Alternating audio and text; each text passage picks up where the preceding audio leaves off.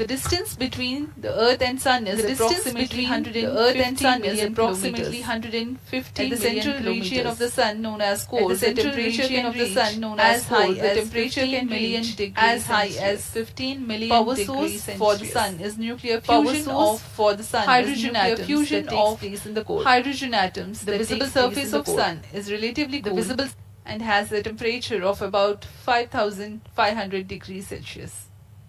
The Aditya L1 spacecraft is planned to be placed in a halo orbit around the Lagrangian point 1 or L1 of the Sun-Earth system, which is about 1.5 million kilometers from Earth, roughly 1% of the distance to Sun. A halo orbit is a periodic three-dimensional orbit near the Lagrangian point in the three-body problem of orbital mechanism. The object in this orbit stays in place by the gravity of Earth and Sun.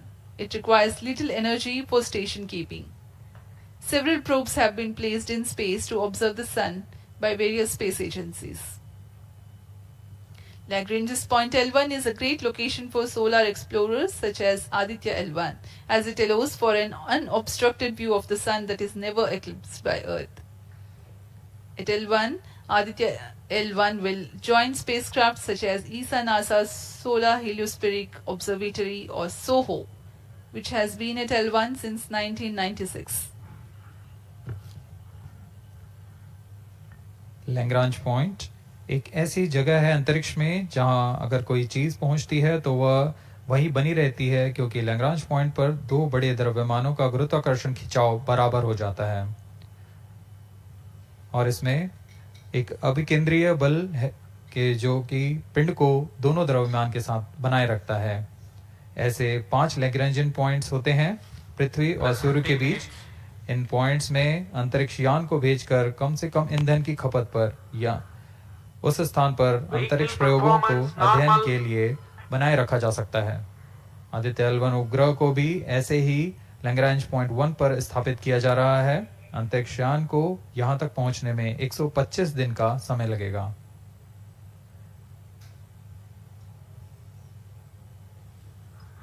इस Lagrangian points के कुछ फायदे होते हैं, जैसे हम यहां Aditya L1 के बारे में बात कर रहे हैं तो यह अंतरिक्ष यान लैग्रेंजियन पॉइंट 1 के पास जाएगा और यह ऐसा पॉइंट है जहां से सूर्य को बिना किसी ग्रहण या रुकावट के निरंतर देखा जा सकेगा और अध्ययन किया जा सकेगा।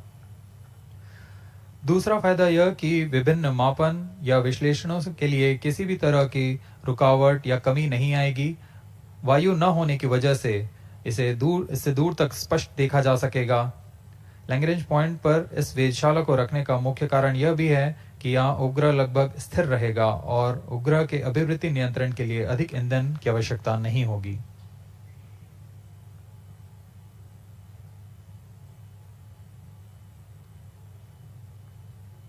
वर्तमान में PS4 चरण का कोस्टिंग फेज जारी है। अब यान की ऊंचाई 280 किलोमीटर तथा सापेक्ष गति 7.18 किलोमीटर प्रति सेकंड है। अब यह उचित अभिवृद्धि प्राप्त कर पुनः प्रज्वलित किया जाएगा।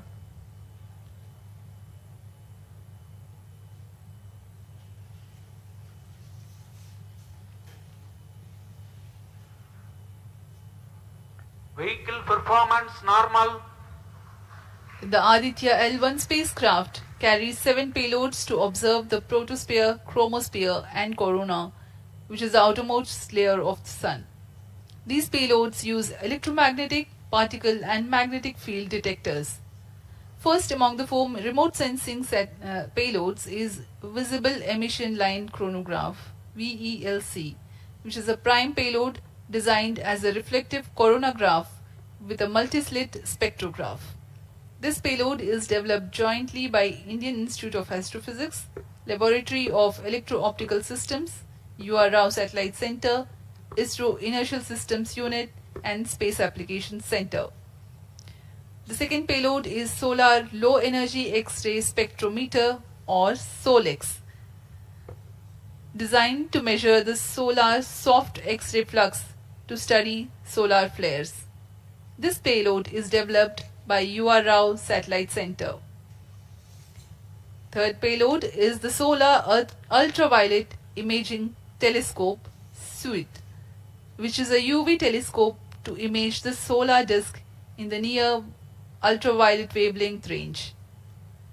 The payload is developed by Inter-University Center for Astronomy and Astrophysics, Pune, LEOS, URSE and IISU.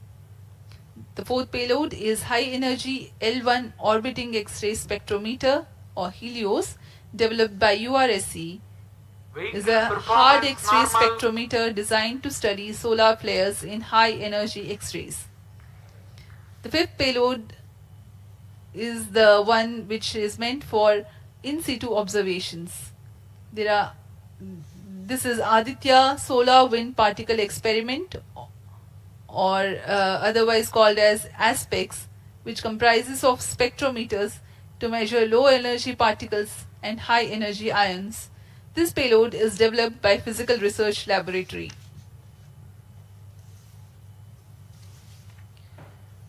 The sixth payload is Plasma Analyzer Package for Aditya, in short PAPA.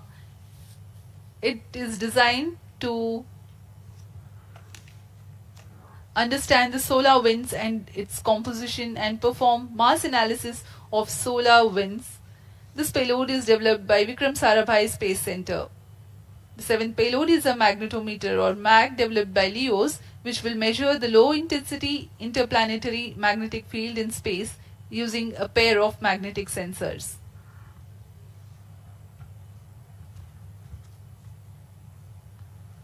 जी हाँ, आदित्य L1 उपग्रह में नितभार के बारे में जानते हुए इसमें सुदूर संवेदन नितभार हैं और यथास्थिति प्रेक्षण नितभार लगे हुए हैं। सुदूर संवेदन नितभार में सूर्य का प्रेक्षण करने के लिए VELC कोरोना प्रतिबिंबन और वर्णक्रम मापन के लिए है। सोलर अल्ट्रावायलेट इमेजिंग टेलीस्कोप, जो कि संकीर्ण और ब्रॉडबैंड फ्रीक्वेंसी में फोटोस्फीयर और क्रोमोस्फीयर प्रतिबिंबन यह पैराबैंगनी प्रतिबिंबन टेलीस्कोप है।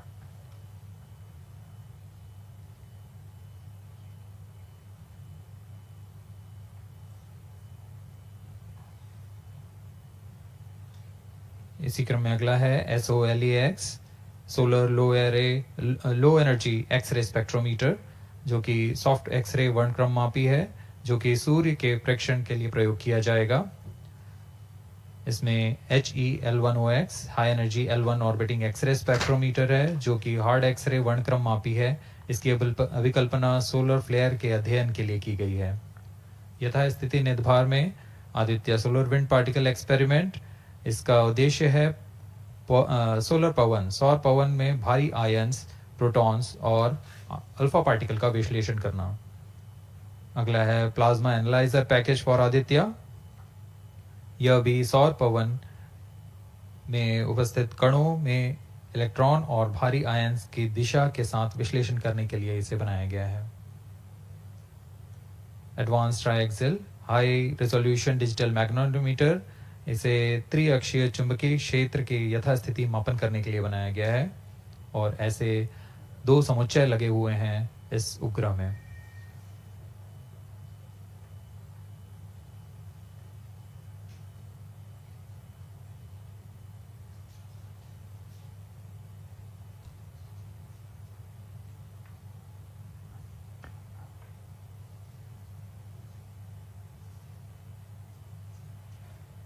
Vehicle performance normal.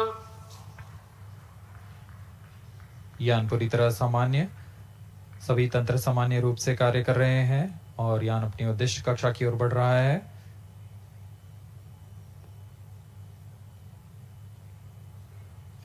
Aditya L1 के नितभार इसरो व अन्य वैज्ञानिक संस्थानों के साथ मिलकर तैयार किए गए हैं। Visible emission line chronograph VELC Indian institute of astrophysics Bengaluru द्वारा तैयार किया गया है।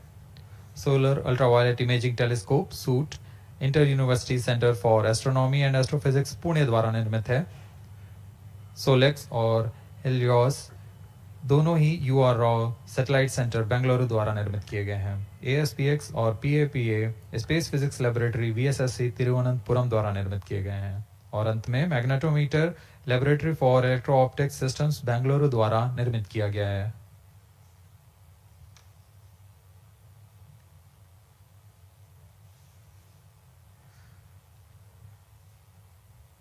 यह कोस्ट फेज जारी रहने वाला है। आइए इस अंतराल में आपको लिए चलते हैं इस मिशन से जुड़ी चर्चा में, जहां वरिष्ठ वैज्ञानिक हमारे प्रश्नों के उत्तर देंगे और फिर इस चर्चा के बाद हम वापस आएंगे लाइव इवेंट्स में। As we are in the low visibility region of the flight path, we take you to the discussion room where the key personnel connected with the Aditya L1 will enlighten more on the payloads and details. Over to discussion room. Welcome viewers. After India has made history with the Chandrayaan-3 moon launch, it has now set its eyes on the sun. These scientific breakthroughs back to back are like feathers on our country's hats. Range operation In director. fact, these celestial As per bodies telemetry are station very requirement important and are considered as sacred bodies in multiple global religions. The sun is the central body of our solar system. The world revolves around it, and it is a source of energy for all planets, including the Earth. Today, I'm joined by all the scientists who have played behind the scenes to make this project a grand success.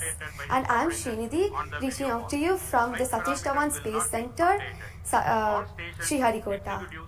And today we'll be discussing about the impact and the benefits of the Aditya L1 space mission.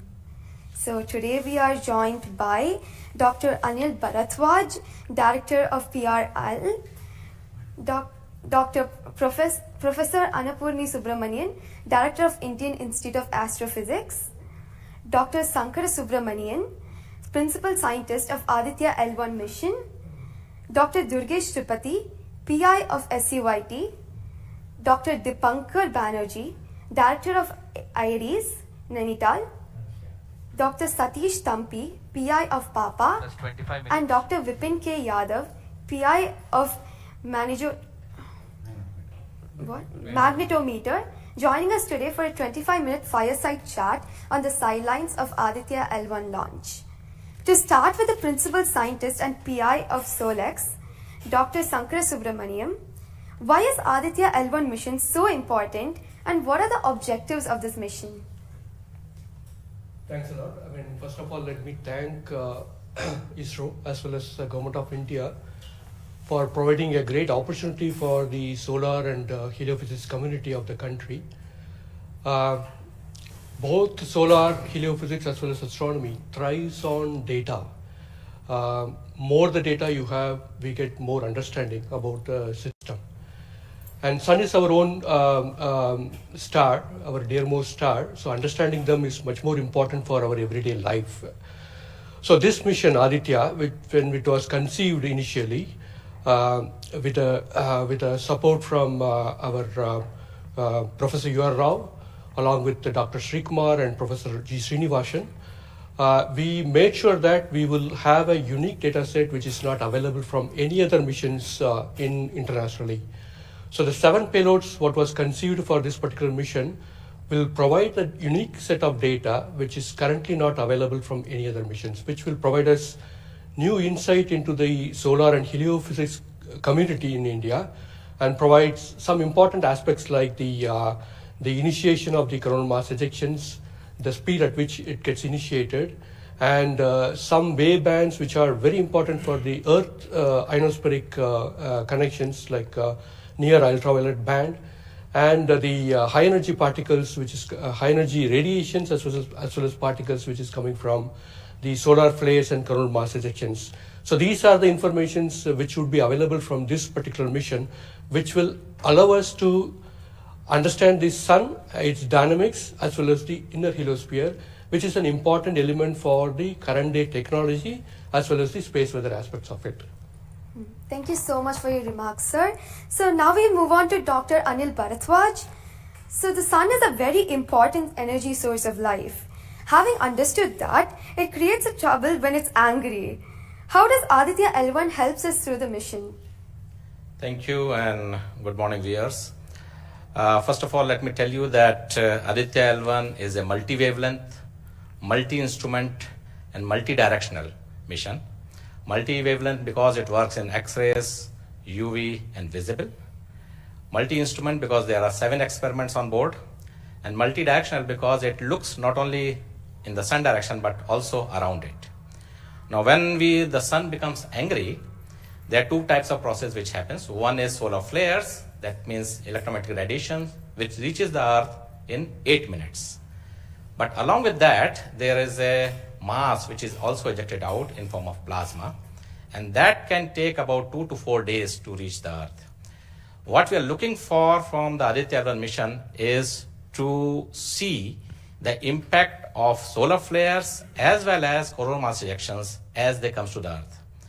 We have instruments which look at not only in the sun direction, but also in other directions, for example, perpendicular to ecliptic or in the Earth directions.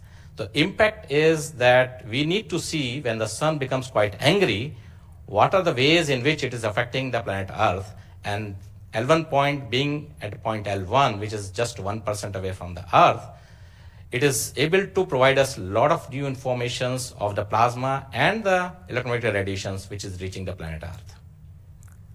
Thank you so much, sir.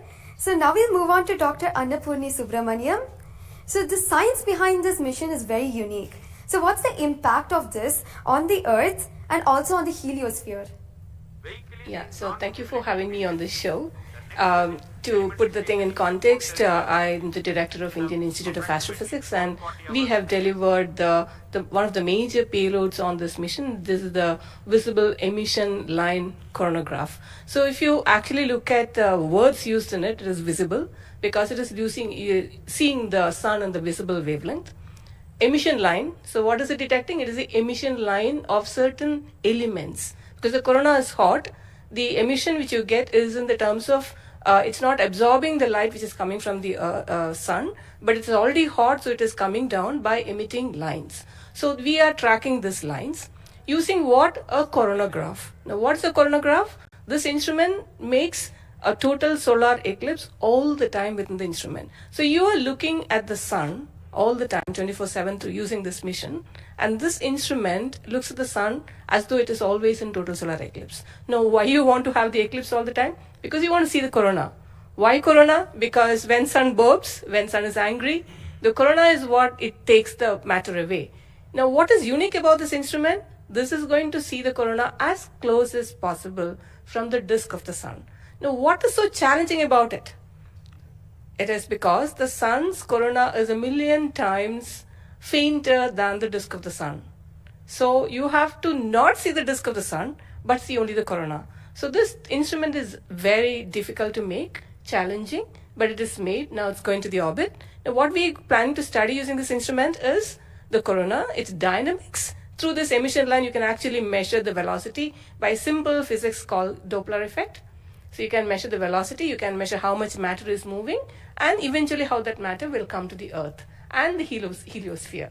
So it's overall this instrument, along with the others, of course, the other PI will also be explaining about it. So these holistically will give you a lot of information regarding not only the sun, but also the heliosphere. Thank you. That was very interesting, Doctor. Thank you very much. And now we'll move on to Durgesh Tripathi, Dr. Durgesh Tripathi. You are the PI of the for the payload suit. How is that different from other telescopes like Hubble or James Webb? And what are you going to investigate using this? Yeah, so good afternoon. My voice is going to mumble because I'm still in the awe of the launch and one of the payload is gone there. So essentially, JWST, which is James Webb Telescope, and the Hubble telescope, they are going to look at the universe, different objects, galaxies, star formation, and other objects you see in the universe. Whereas when we talk about Aditya L1, it is going to look at one particular object, which is our sun. And it's also on the other side of the sun-Earth line at the L1 point, whereas the James Webb telescope went on the other side of the Earth, which is at the L2 point. Now, the scientific difference, of course, they also observe in ultraviolet, but Aditya, as Professor Anil Bharadwaj and also Professor Annapurni Subramanian alluded to, these are multi-wavelength satellite, and they will be observing all across the electromagnetic spectrum. In particular, suit is going to be looking at the ultraviolet radiation in 2000 to 4000 angstrom, if that matters to you, emits from the lower and the middle atmosphere of the sun. And what we want to look at that how in general the sun's atmosphere is coupled by looking at the observations at various height, and how actually this radiation is coming and getting absorbed in the Earth's atmosphere, and what kind of effect it can have in the chemistry of ozone and oxygen, for example, and also these explosions which are happening, how much radiation they are creating, and how much effect it might have. Thank you. Thank you very much, sir. And now we move on to Dr. Satish Thampi. You are connected with the payload PAPA. Already the plasma particles on the moon are analyzed. How do you analyze plasma particles in the sun? And what is the importance of solar winds, and how does it impact? Thank you. Thank you for giving opportunity to come to this show. As my colleagues, they mentioned actually about the sun. Today we have the auspicious day where actually we are going to our own star, that is the sun. Just I want to tell to the viewers that actually the sun, which is our hero basically in the solar system. If you look into the mass of the solar system, 99% of the mass of the solar system is occupied by sun. And also this sun is plasma. Now when we are talking about the heliosphere, actually with this all our planets are engulfed in that thing. You know, we have been studying in decades, maybe in centuries, we have been studying about the sun. But what we were lacking actually a comprehensive approach, because sun is giving its energy mainly in three forms. The first one is the radiation, actually my colleagues already talked about, which we can do remotely from our ground.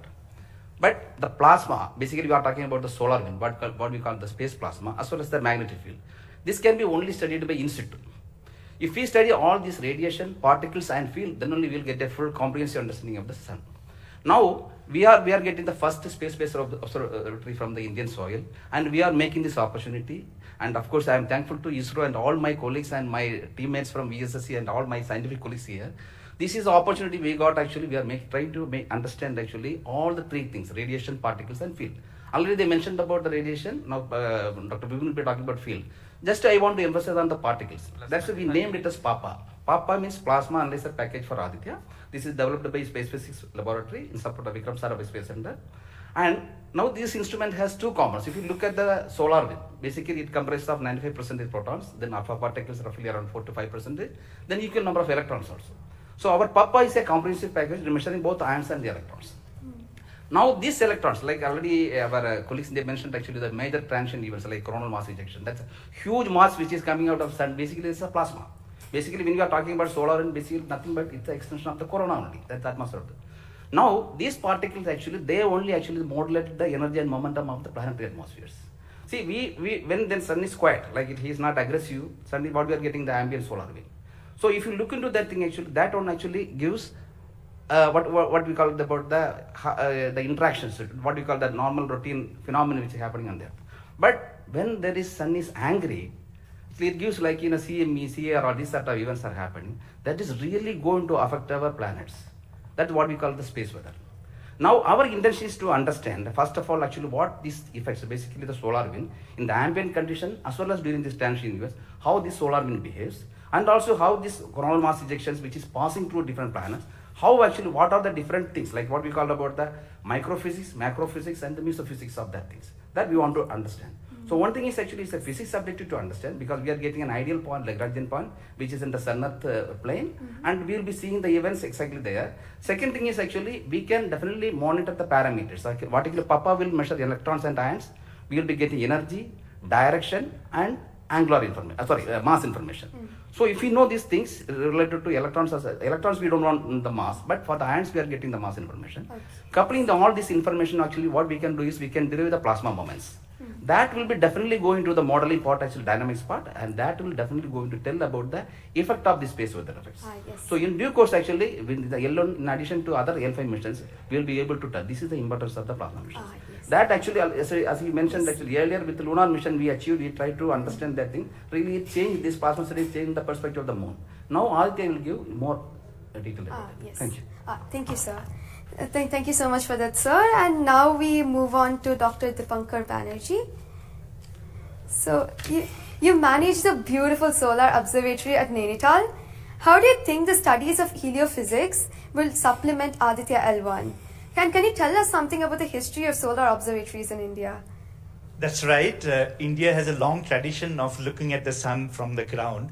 In fact, from Kodaikanal Observatory, we have been observing the sun for more than 100 years.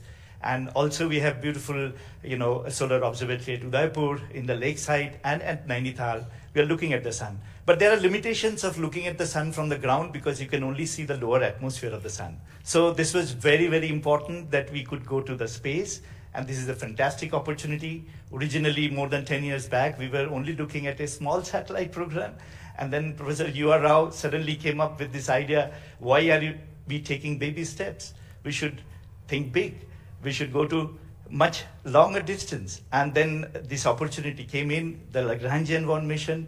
The entire country, all the scientific institution got very much highly motivated. There are multiple payloads were then proposed. So eventually now we have a Lagrangian 1 observatory class mission.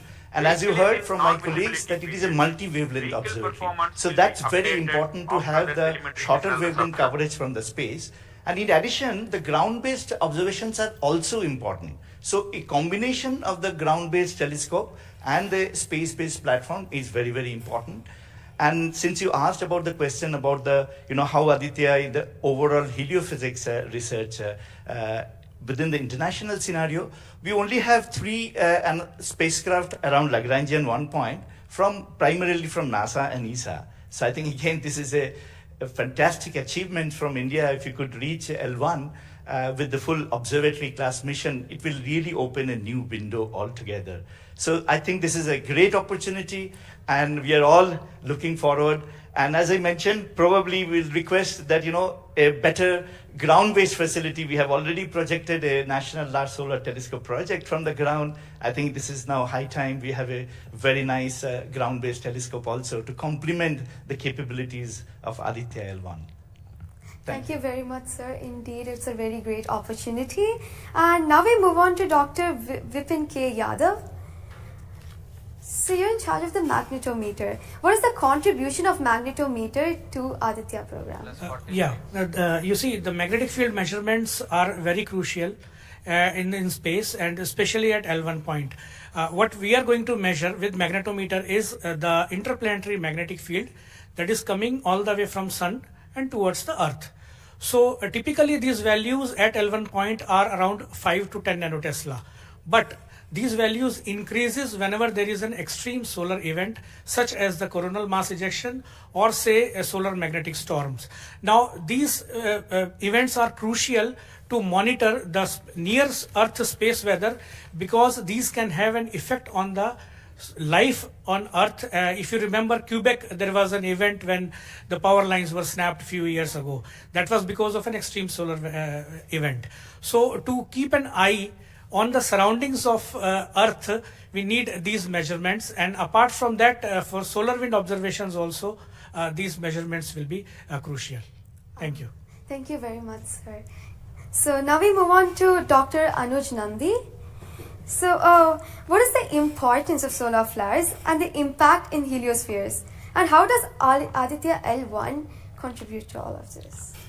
Good afternoon, viewers. As my colleagues already pointed out the importance of this mission and the instruments about. So the thing is, as you know, that solar flares are the energetic and explosive energy release in few seconds to minutes time scale, and it is order of 10 to 27 arcs to 10 to 32 arcs. Now the thing is, these solar flares, why it is important as because the solar flares actually tells the dynamics and activity in the sun. So the thing is, there are two unique instruments built by य-L1 Satellite Center that is going to cover the solar flares from 1 kV to extremely high energy hour 200 kV. And we know that visible sun is only 6000 degree Kelvin temperature, whereas the outer surface of the sun is million degree Kelvin. So the thing is, why there is disparity?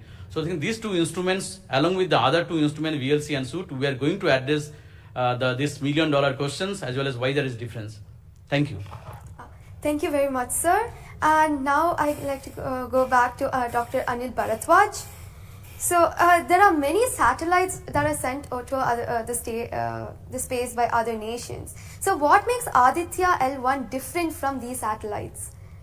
Well, that's a very good question because first of all, let me again tell you that India will be the third, or ISRO will be the third space agency to have a mission at L1 point. And I just mentioned that it is multi-wavelength, multi-instrument and multi-direction, and it measures particle, field and radiations. So you don't have such kind of satellites existing at L1 point so far and currently. That makes Aditya L1 absolutely unique because we are going to measure remotely, in situ, and particles and fields. I was also mentioning about multi-direction, and that is coming from the ASPEX payload, which stands for Aditya Solar and Particle Experiments.